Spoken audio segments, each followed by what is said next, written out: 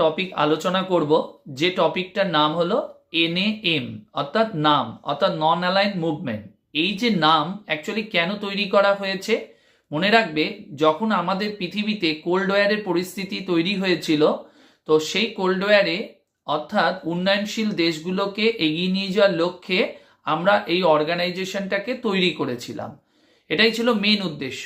এছাড়াও এই organisation actually তৈরি করা হয়েছিল 1961 সালে বেলগ্রেডে, যাদের বর্তমান হেডকোয়ার্টার যদি বলি আমরা জাকার্তা, এবং এদের সদস্য সংখ্যা হলো 120, এবং এরা হলো ইউনাইটেড নেশনের পরবর্তী যদি সবচেয়ে বৃহত্তম কোনো অর্গানাইজেশন বলা হয় তাহলে মনে রাখবে সেটা হলো নাম, নন অ্যালাইন মুভমেন্ট।